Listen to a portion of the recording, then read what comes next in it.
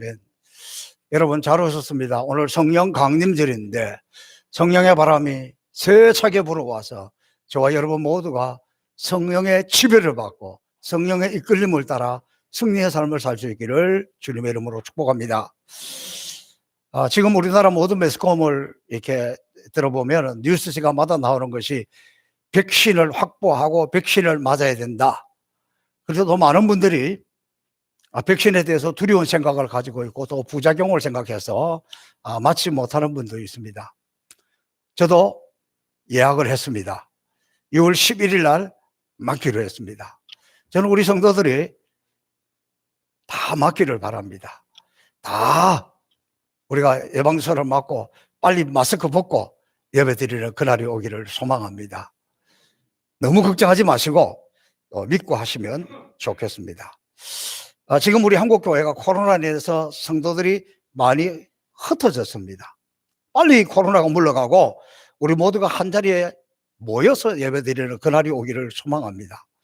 그동안 우리 성도들이 다 모여서 함께 예배를 드릴 때는 그것이 얼마나 귀하고 그것이 얼마나 행복하고 그것이 얼마나 좋은 줄 몰랐는데 이 코로나 때문에 그러지 못하기 때문에 그때가 좋았다는 것을 느낍니다. 그나마 우리 행복산 성포교회는 이렇게 모여서 드릴 수 있다는 것, 또 대부분의 성도들이 함께 참여한다는 것이 하나님의 놀라운 은혜요, 축복인 것을, 또 기적인 것을 믿습니다. 저는 또 두려운 생각이 드는 것이 코로나가 끝났을 때 정말 모두가 다 돌아와서 함께 모여 하나님 앞에 예배 드릴 수 있을까? 코로나 때문에 떠나갔던 사람들이 1년이 지나고 또 언제까지 갈지 모르는데 그들이 돌아올 수 있을까 생각하니까 좀 두렵습니다. 그래서 지금부터는 우리 모두가 하나님 코로나 때문에 떠나갔던 성도들이 다시 하나님의 교회로 올라오도록 돌아오도록 기도로 힘써 주시기를 부탁드립니다. 사도행전 전체를 보면 성도들이 함께 모였다는 것을 매우 강조합니다. 초대교회는 성도들이 함께 모였다. 그 중에서 1장과 2절에 굉장히 강조하고 있는데 1장 4절에 사도들이 함께 모이사 6절에 저희가 모였을 때에 13절에 다 거기 있어 15절에 모인 무리의 수가 2장 1절 그들이 다 한 곳에 모였더니 44절 믿는 사람이 다 함께 있어 45절 성전에 모이기를 힘쓰고 집에서도 모여서 함께 식탁을 나누었다. 초대교회의 특징 중에 하나가 다 모였다는 거예요. 한 곳에 모였다는 거예요. 이렇게 다 같이 함께 모여 예배할 때 놀라운 역사들이 나타났습니다. 오늘 이 본문의 말씀도 다 함께 모였을 때 일어났던 역사입니다. 여러분, 예수님께서 부활하신 이후에 성천하실 때에 그때 500여 명의 제자들이 함께 모여 있었습니다. 주님은 그들을 향해서 말씀하시기를 내가 지금 구름 타고 올라가는 것처럼 구름 타고 다시 올 것이다. 그리고 또 말씀하시기를 너희는 예루살렘을 떠나지 말고 내게 들은 바 아버지의 약속하신 것을 기다리라. 너희는 몇 날이 못되어 성령으로 세례를 받으리라. 500명 모아놓고 이 말씀을 하시고 성천하셨습니다. 너희는 예루살렘을 떠나지 말고 내게 들은 바 아버지의 약속하신 것을 기다리라. 몇 날이 못되어 그렇게 성령을 받으리라고 약속을 했는데 그냥 그 몇 날을 기다리지 못하고 380명은 떠나버렸습니다. 120명만이 남아서 이 역사적인 이 기적의 자리에 함께하게 되고 체험하게 됩니다. 이 120명의 제자들이 마가다락방에 모여 한 마음으로 기도하면서 약속의 성령을 기다렸습니다. 그들이 그렇게 모여서 함께 있는 그때 성령의 기이한 역사가 나타났습니다. 여러분, 우리가 성령 받았을 때의 그 모습을 한번 상상해 보십시오. 언제입니까? 아마도 청소년 시기에 수련회 가서 함께 모여 뜨겁게 기도하고 뜨겁게 찬양하고 통성 기도할 때 아닙니까? 혹 이 교회에서도 심야기도로 모여서 뜨겁게 기도할 때 아니었습니까? 또 특별한 무슨 집회를 통해서 특별히 함께 모여서 기도할 때가 아니었습니까? 제 기억에는 정말 성령이 이렇게 충만하게 우리가 임재를 느끼고 방언을 하고 역사를 일으키는 그런 현장은 항상 모여서 뜨겁게 기도하고 찬양할 때 있던 것을 기억합니다. 오늘 약속하신 이 성령은 어떤 사람이 임했습니까? 순종하는 사람들이에요. 500명 있었지만 떠나버린 380명은 이 역사의 현장을 함께하지 못했습니다. 그러므로 우리도 하나님 말씀에 순종할 때에 또 함께 모여서 기도하고 찬양할 때에 이런 하나님의 역사가 임한다는 것을 기억하시기를 바랍니다. 모여 기도했다는 것은 무엇을 의미하냐 그러면 성령님이 임할 것이라는 주님의 약속을 간절히 사모하고 이루어지기를 모여서 기도하고 기다리고 있었다, 그런 뜻이죠. 저는 여러분들도 주일에 교회 오실 때 그냥 막연하게 오는 것이 아니라 이런 영적 기대감을 가지고 오시면 좋겠습니다. 지난 한 주간을 생각하면서 오늘 내가 주님 앞에 가는데, 주일 예배를 드리러 가는데, 오늘 찬양할 때에, 기도할 때에, 하나님의 말씀을 들을 때에 성령님이 내게 역사하실 것이야, 성령님이 나를 만져주실 것이야, 그런 기대감. 또 여러분이 성경을 펼칠 때마다 성령의 역사를 기대하십시오. 문제는 요즘은 성경을 펼치지 않으니까 문제입니다. 저는 목사이기 때문에 감사하고 감사한 것은 늘 성경을 펼쳐야 되고 말씀을 읽어야 되고 말씀을 준비해야 되는 것, 그것 때문에 성경을 자주 펼치게 되는 것이 얼마나 복이고 감사한지 모릅니다. 그러다 보면 성경 66권이 얼마나 내용이 많습니까? 그런데 늘 읽었던 것, 늘 알고 있던 말씀이 어느 날은 성경 속에서 툭 튀어나와 가지고 말씀이 육신이 되어 저에게 오고 저에게 감동을 주고, 그런데 너무 감격스럽고 너무 놀라서 그 자리에 무릎을 꿇기도 하고 하나님을 찬양하기도 하고 기도하기도 하고, 아, 성령님이 임하셨구나, 성령이 우리의 눈을 뜨게 하고 성령이 우리 가운데 역사하는 것을 깨닫습니다. 여러분, 우리가 하나님의 말씀을 읽을 때, 말씀을 들을 때 이런 것들을 사모해야 역사가 일어납니다. 그리고 성령이 언제 임했습니까? 호련히 하늘로부터 급하고 강한 바람 같은 소리가 있어 저희 앉은 온 집에 가득한지라. 성령이 언제 임재하셨느냐? 호련히 그랬어요. 갑자기. 성령께서 언제 역사하실 줄 몰라요. 어느 예배 시간에 임할 줄 몰라요. 그래서 늘 기다리고 늘 사모하는 마음이 있어요. 때로 어떤 분은 찬양하는 중에, 때로 어떤 분은 기도하는 중에, 때로 어떤 분은 하나님 말씀을 듣는 중에 언제 우리 가운데 역사하실지 모르기 때문에 우리가 늘 그렇게 기다리고 기대하는 마음이 있어야 임하게 될 줄로 믿습니다. 저는 종종 새벽 기도를 인도하고 나서 새벽 기도 끝나고 앉아서 잠깐 기도할 때 이런 것들을 많이 경험해요. 새벽 기도 끝나고 거기 앉아서 기도하는데 막 말씀이 깨달아져요. 막 설교 내용이 막 올라와요. 그러면 앉아서 기도하다가 설교 준비를 합니다. 혼자서 다 이렇게 하다가. 예전에는 그렇게 해도 됐는데 이제는 그렇게 했는데 시간이 조금 지나면 다 잊어버려. 그래서 지금은 새벽 기도 끝나고 그런 순간이 오면 빨리 목양실로 올라와서 딱 메모를 합니다. 제가 요즘 안타까운 것은 이 마스크를 끼고 새벽 기도를 인도를 하니까 찬양하고 또 말씀을 전하고 또 막 뜨겁게 기도하고 그러고 나면 이 마스크가 다 젖게 되고 이걸 막 쓰고 있을 수가 없더라고요. 그래서 끝나면 막 마스크 벗고 바로 이게 올라오는데 제가 이 말씀을 준비하다가 보니까 그게 참 아쉬워요. 왜냐하면 나는 새벽 기도 끝나는 그 시간이 주님과 교제하는 시간이고 주님이 내게 말씀하는 시간인데 빨리 그래서 마스크를 벗는 날이 오기를 사모하고 있습니다. 그러므로 여러분, 우리가 주님 앞에 무릎을 꿇을 때마다, 찬양할 때마다, 예배할 때마다, 말씀 잘 읽지 않으니까 이렇게 하나님의 말씀을 들을 때마다 갑자기 성령께서 어떻게 역사하실지 모르기 때문에 기대하십시오. 오늘 성령님 저를 좀 만져주세요. 오늘 성령님 제게 말씀 좀 해주세요. 오늘 성령님 저를 치유 좀 해주세요. 그런 사모하는 마음이 있을 때 역사가 일어난다는 거예요. 또 오늘 이 본문을 보니까 성령 충만이라는 단어를 쓰고 있는데 이것은 성령을 만큼 많이 받았다 그런 뜻이 아니에요. 성령은 많고 적고 이런 게 없어요. 성령님은 인격적인 존재입니다. 그냥 내가 평소에는 성령의 한 4분의 1쯤 가지고 있다가 뜨겁게 찬양을 하니까 성령의 한 절반쯤 되었다가 어느 날은 간절히 기도했더니 4분의 3쯤 되었다가 어느 날은 예배를 드는 중에 만땅이 되었다. 그런 게 아니라니까. 성령님은 인격이시기입니다. 한 분이시기 때문에 더 이상 모실 수 있고 더 이상 많아지고 이런 게 아니라는 거죠. 성령님이 계시든지 안 계시든지 둘 중에 하나입니다.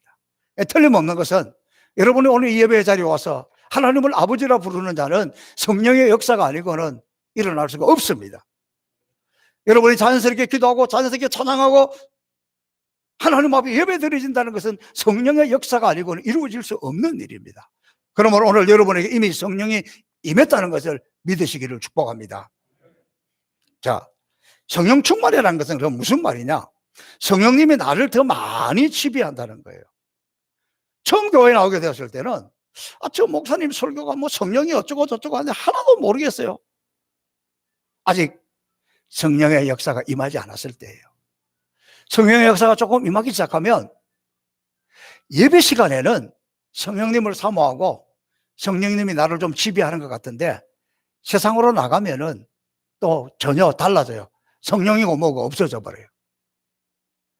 성령의 충만함이라는 것은 예배 시간뿐만이 아니라 내 삶, 내 생활, 이 모든 것에서 성령이 나를 지배하는 거예요. 제가 오늘 헌금 기도하기 위해서 받아서 이렇게 보니까 눈에 언뜻 들어오는 그 기도의 제목이 있었어요.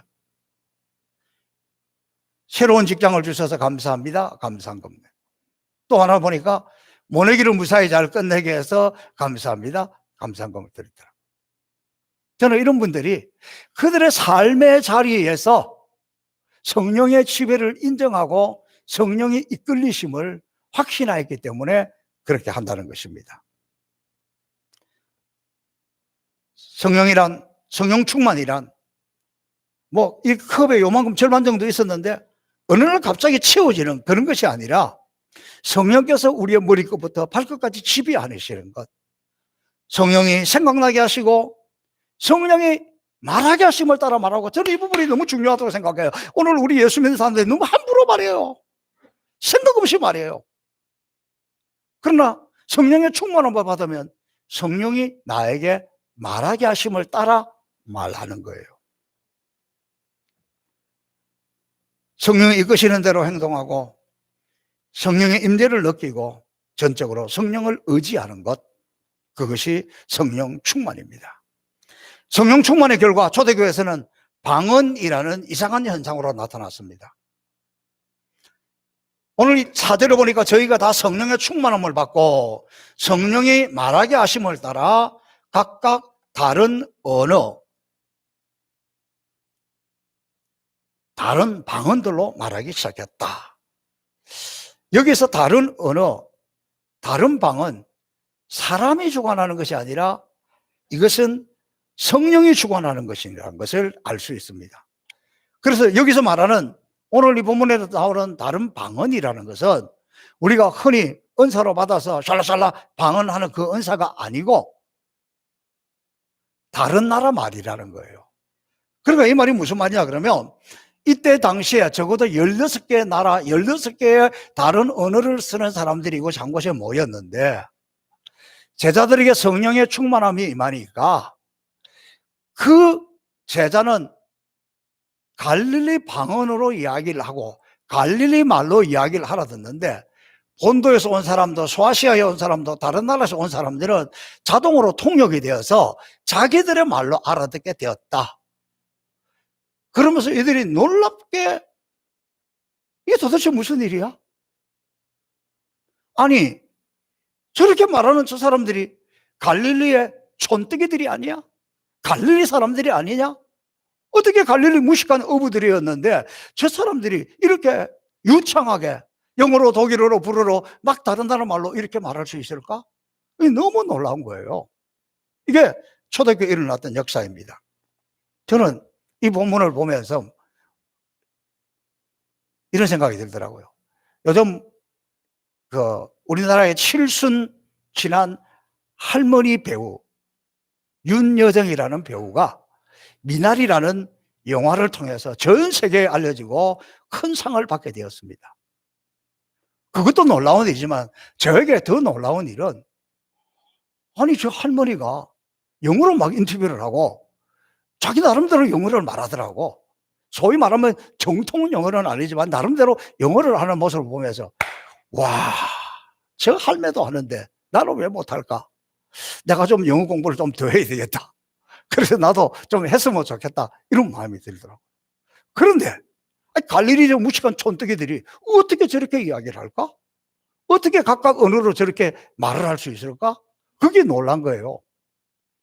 근데 더 놀라운 것은 각각 다른 방언으로 말하는 것이 놀라운 기적이고 중요하지만, 그보다 더 중요한 것은 그 말하는 내용을 알아들었다는 거예요. 내용을. 지금까지 우리는 이 사도행전의 말씀을 전하면서 거의 이때 당시에 이렇게 다른 방언을 이야기했다는 것이 집중했다면, 오늘은 내용이 중요한 거예요. 그 내용이 뭐냐 그러면 하나님의 큰 일을 전했다는 거예요. 하나님의 큰 일. 하나님의 큰 일이라는 것이 도대체 무엇인가? 그건 첫 번째로, 하나님의 큰 일이라는 것은 하나님의 창조의 사역입니다. 창세기 2장 3절에 보면 하나님께서 창조의 일을 다 끝내신 다음에 하나님의 일을 마치셨다. 이 창조의 일이 하나님의 큰 일이라는 거예요. 성령이 충만하게 되면 무엇을 하게 되느냐? 하나님의 창조, 하나님의 위대하심을 말한다는 거예요. 욥기 10장 3절을 보니까 당신의 손의 작품을 멸시하십니까? 욥은 자기 자신을 하나님의 창조의 손길이라, 하나님의 창조물이라는 거예요. 제가 한번 따라하겠습니다. 나는 하나님의 창조물이다. 하나님의 창조물이기 때문에 실패가 없어요. 다 다를 뿐이지. 존귀한 거예요. 천하보다도 여러분이 하나님의 창조물이기 때문에 존귀한 거예요. 그러면서 욥은 뭐 번개 치는 거, 우레 치는 거, 하늘, 땅, 바다, 뭐 폭우, 뭐 번개, 이 모든 것이 하나님의 큰 일이라고 말하고 있습니다. 어떤 사람은 성령이 충만하면 내가 그러라, 자기가 대단한 사람처럼, 자기가 메시아처럼, 자기가 뭐 큰 능력이 가진 것처럼 이야기하는데, 그거는 다 가짜예요. 그거는 이단일 가능성이 많아요. 하나님의 성령이 충만하게 되면 나를 나타내는 것이 아니라 하나님의 창조를 드러낸다니까. 하나님의 위대하심을 보인다니까. 저는 근래에 와서 하나님의 위대한 창조를 언제 느끼느냐 그러면, 제가 이렇게 걸으니까 해질 무렵에 석양에 탁 여기 벌판 속에 강변길 위로 걸어오고 있는데 탁 석양이 넘어가는 거 보면 너무너무 멋있어요. 사람이 저렇게 만들 수 없지. 하나님의 창조물이에요. 주님의 높고 위대하심을 내 영혼이 찬양하네. 주님의 높고 위대하심을 내 영혼이 찬양하네. 막 저절로 찬양이 나와요. 하나님의 창조하심을 느끼는 것, 그때가 성령이 충만할 때예요. 이걸 언제 많이 느끼냐 그러면요, 선교지 갔을 때. 물론 선교지 가기 전에 기도하고 열심히 또 찬양하고, 그래서 그런지는 몰라도 선교지 가면요 얼마나 이런 것을 많이 느끼는지 몰라요. 곳곳에 다니면서 막 우리도 모르게 참 아름다워라 주님의 세계는, 또 왕이신 나의 하나님, 그 창조물을 보면서 막 하나님을 찬양하고 하나님의 이름을 높이고 그렇게 되는 거예요. 성령이 충만하게 임하면 하나님이 위대하시고 하나님의 위대한 창조물을 나타내요. 제가 선교지 가서 보면 특별히 우리 여자 성도들이 이런 걸 느낄 때가 언제냐 그러면, 아프리카의 아이들, 어린아이들 뭐 씻지도 않고 시커멓고 눈겹이 껴있고 그러는데도 모성애가 발동하는지 막 그 아이들을 안고 그 너무너무 이뻐가지고 목사님 보세요. 너무 이쁘잖아요. 근데 그리고 보면 눈이 반짝반짝해요. 왜 그렇습니까? 성령이 충만하니까.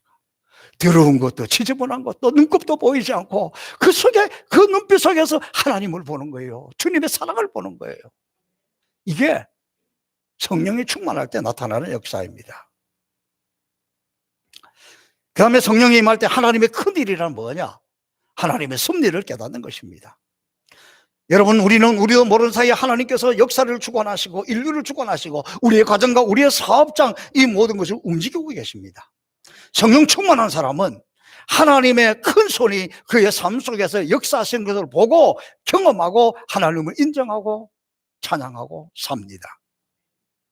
요즘 보니까 테슬라 자동차 회장인 일론 머스크라는 사람 한마디에 이 비트코인 값이 바닥을 쳤다가 올라갔다가 막 요동치고 난리가 나요. 어쩌면 이 자리에는 여러분은 뭐 별로 잘 못 느끼겠지만 대한민국 수많은 젊은이들이 이 코인에다가 지금 올인해가지고 주식하다가 코인으로 가가지고 하루아침에 죽고 싶다가 살고 싶다가 막 이러는데 이 큰 손이 누구냐?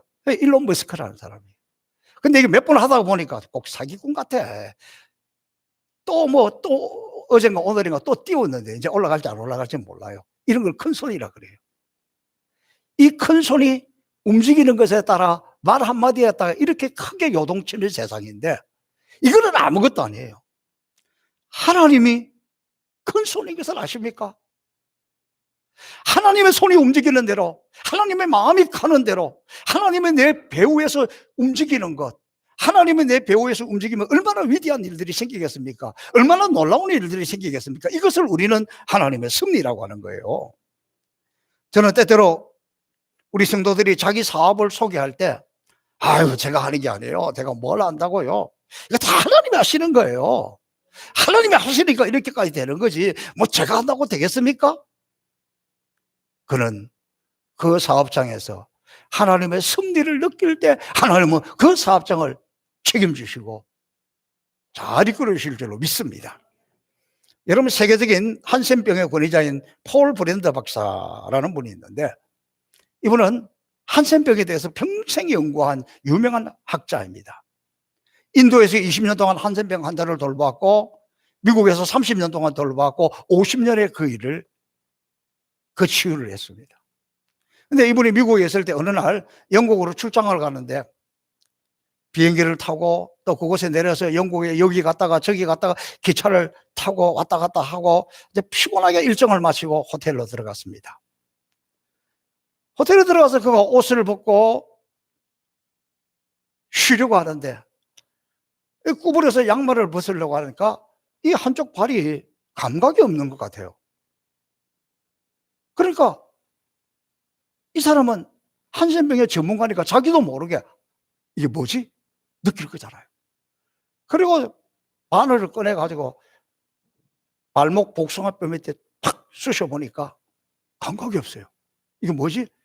피가 나도록 더 세게 몇 번이나 했는데도 감각이 없어요. 그 순간 그는 올 것이 내게도 왔구나. 내가 이제 사람들과 격리되어서 외로운 인생을 살게 되었구나. 가족들을 못 볼 것을 생각하니까 너무너무 안타깝습니다. 마음이 아픕니다. 때로 그의 마음속에 있던 원망도 흘러나옵니다. 밤새도록 고민하면서 잠을 자지 못했어요. 잠깐 뒤척이다가 아침이 되었습니다. 또 아침에 일정을 시작하기 전에 그 옷을 입으면서 그래 또 모르지. 그리고는 바늘을 걸고 다시 자기 복숭아뼈 밑에를 팍 감각이 없으니까 세게 하면 뭐가 있을 줄 알고 그 세게 그냥 바늘로 팍 찌르는데 갑자기 악 소리가 나는 거예요. 너무 아픈 거예요. 너무 고통이 심한 거예요. 그 순간 그가 하나님 너무 감사합니다. 아파서 감사하고 피가 나와서 감사하고 고통을 주어서 감사합니다. 하나님 감사. 그 뒤로 그 인생이 변했습니다. 그는 수술하다가 손에 상처가 나도 길을 가다가 다리가 접질러져서 쩔뚝거려도 어떤 고통이 와도 하나님 이런 고통을 주시니 감사합니다. 여기도 하나님의 뜻이 있을 줄로 믿습니다. 이게 하나님의 섭리를 깨달은 사람이에요. 제가 장로회 신학대학을 좀 늦게 갔습니다. 27살에 그때 입학을 했어요. 그러니까 제가 가니까 같이 있던 동료들은 저하고 7살, 8살 차이 나는 한참 동생들이죠. 그 중에서 우리 출석부에 일본이 강동진이라는 그 친구가 있었어요. 저하고는 아마 한 7, 8살 차이가 나겠죠. 그런데 이게 안 믿는 집에서 신학교로 와가지고 다 그렇게 하면서도 그때부터 눈이 반짝반짝했어요. 이 친구가 온누리교에서 부목사를 하다가 하나님의 부르심이 있어서 저 충청도 보원에 가서 예수마을 보나콤이라는 단체를 만들어서 거기서 양계장도 하고 뭐도 하면서 하나님의 나라를 꿈꾸고 일구어 가는데, 근데 이 친구가 전 세계를 다니면서 우간다에도 가서 양계장을 만들어주고 아프리카고 어디고 부르는 데로 가서 양계장을 만들어주고 닭을 어떻게 키우는지를 잘 가르쳐주고 다 하는 곳마다 성공적이었어요. 근데 근래에 와서 이 친구가 하는 것이 뭐냐 그러면 그곳에다가 선교사님들이 은퇴하고 갈 곳이 없다는 것을 알고 그 은퇴한 선교사들을 위해서 집을 짓기 시작했어요. 그 일에 동참하는 사람들이 생기고 또 선교사들이 안식년 왔다고 돕기도 하고 그러면서 계속 그 집을 이렇게 지으면서 뭐 전 세계 가서 양계장 지은 것은 말할 것도 없고 한국에서 그렇게 지은 집들만 해도 엄청난데, 지난 주간에 이렇게 선교사님들을 위한 집을 짓다가 이 톱으로 잘못해서 손가락 2개가 절단이 됐어요. 근데 감사하게도 이걸 빨리 들고 병원에 가서 이쪽 손바닥에 있는 것을 떼서 여기다 접착해서 이렇게 수술을 했습니다. 또 2차 수술도 잘 되었다. 그래요. 그런데 이 친구가 뭐라고 이야기를 하냐 그러면, 지난 주간에 4월 초팔일 있잖아요. 병실에 있는 사람들이 다 막 부처님 이야기하고 불교 이야기를 하고 그러면서 누가 그러더라는 거예요. 뭐 예수 믿는 사람들 어쩌고저쩌고 해도 뭐 하나님 살아계신 거 본 사람 있나? 그러더라는 거예요. 예, 제가 하나님을 봤습니다. 제가 하나님을 만났습니다. 제가 하나님을 체험했습니다. 그러면서 복음을 전하기 시작한 거예요. 그러니까 손가락에 절단이 돼서 그것도 선한 일하다가 좋은 일하다가 그렇게 되었음에도 불구하고 다시 회복시켜 주신 하나님을 찬양하고 감사하고, 그 병원에 지금 병원에 있을 거예요. 그 병원에 있으면서도 만나는 사람들에게 복음을 전하고 예수 믿게 하고 사람들이 감동이 되고, 그냥 저보다 이렇게 나이가 어린 동생이지만 살아있는 성자예요. 제가 지금 뭐 이렇게 이야기해도 그 친구 앞에 가면 그 영적인 군이 좀 이렇게 조심스러워져요. 기회가 있으면 우리 교회도 한번 모시고 싶어요.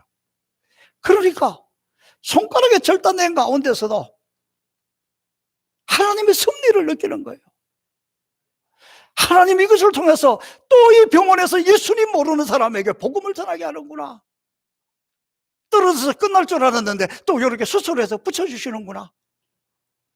그러면서 감사하며 나가는 것, 이걸 깨닫는 것이 하나님의 섭리고, 성령이 임하지 않으면, 성령의 충만함이 없으면 원망과 불평과 하나님 살아계셔서 이럴 수 있겠느냐 막 이럴지 모릅니다. 그러나 성령이 충만하니까 하나님의 섭리를 느끼고 감사하는 거예요. 복음을 전하는 거예요. 간증이 되는 거예요.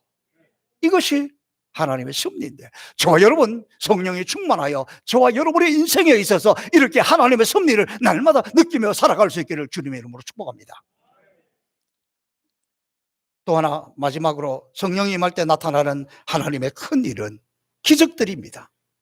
기적이 무엇입니까? 죽었다가 살아나야만 기적이 아니라 우리의 삶에 내 능력을 초월하는 하나님의 역사가 이루어지는 것을 우리는 기적이라고 합니다.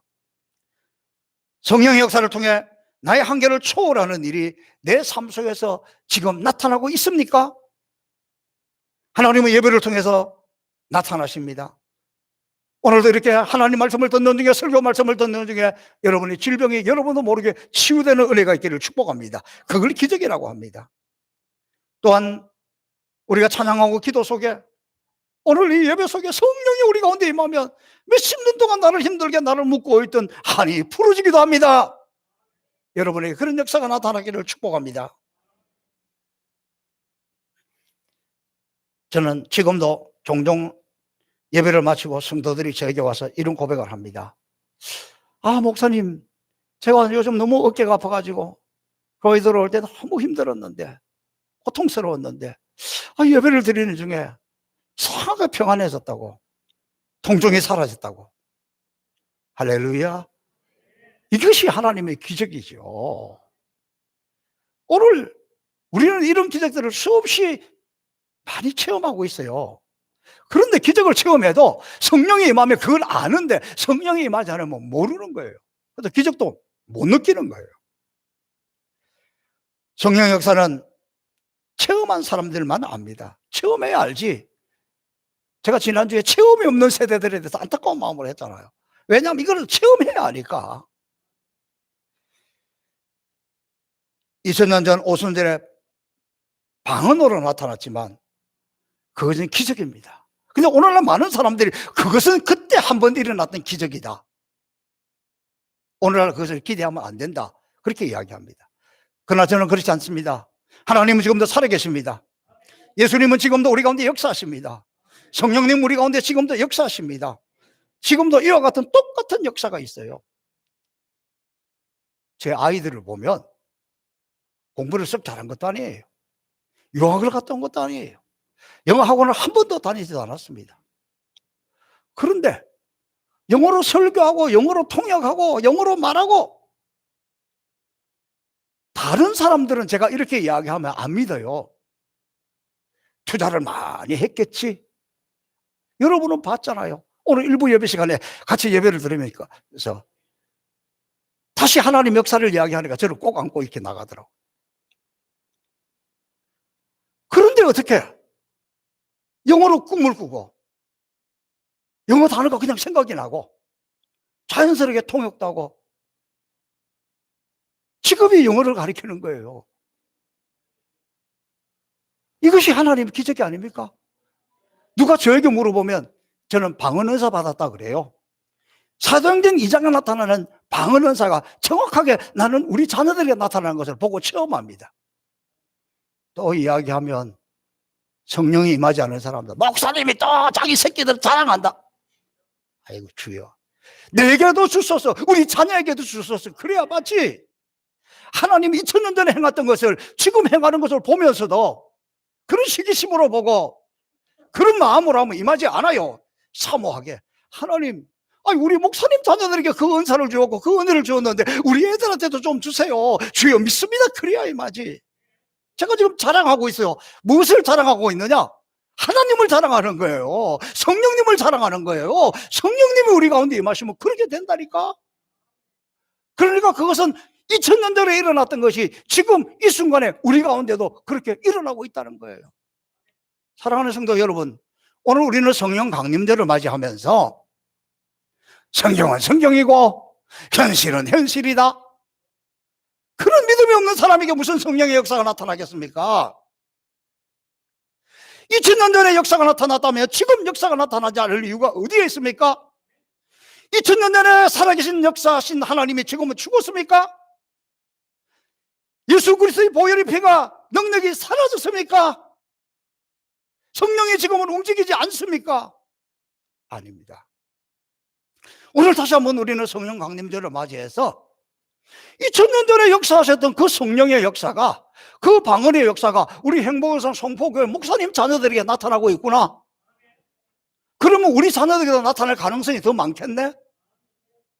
공부해서 될 것 같으면 저 영어 공부 많이 했어요. 글자로 보면 읽어요. 무슨 내용인지 알아요. 그런데 말 한마디도 못해. 굿모닝은 하지만 성령의 역사가 아니고, 물론 저도 지금도 하나님 내게도 우리 아이들이 주신 그 은혜를 주세요, 그 은사를 주세요 하는데 아직까지 임하지는 않았습니다. 그러나 언제 임할지 모르니까 기대하고 있고 사모하고 있고, 가능하면 하나님은 내가 은퇴하기 전에 해가지고 내가 아프리카를 가든지 전 세계 어디를 가든지 가는 곳곳마다 그냥 그 사람 말로 설교할 수 있으면 너무 좋겠는데 저는 지금 사모하고 있어요. 사랑하는 성도 여러분, 오늘 우리는 성령 강림절을 맞이합니다. 오늘 이 성령 강림절에 사람이 이해할 수 없는 기적, 사람이 이해할 수 없는 능력, 세상이 알 수 없는 능력, 세상이 알 수 없는 일들, 세상이 알 수 없는 치유가, 기적이, 능력이, 이것을 체험하는 것, 이게 성령의 사람입니다. 성령의 충만함이 임하면 하나님의 창조를 높이게 되고, 하나님 우리 가운데 역사하시는 것을 깨닫게 되고, 하나님의 기적들이 나타나는데, 저와 여러분 오늘도 성령 충만하여 하나님의 이 기적의 주인공들이 되기를 주님의 이름으로 축복합니다. 살아계신 아버지 하나님 감사합니다. 우리는 지금 성령 강림절을 맞이했지만 어쩌면 다 잊어버렸습니다. 어쩌면 사모하지 않습니다. 그래서 무능력합니다. 이제 성령님, 오늘 성령의 충만함을 이렇게 모인 중에 부어주신 줄로 믿습니다. 사람이 알 수 없는, 세상이 이해할 수 없는 하나님의 은혜와 섭리와 기적들을 우리에게 주옵소서. 감사하며 예수님 이름으로 축복하며 기도하옵나이다. 아멘.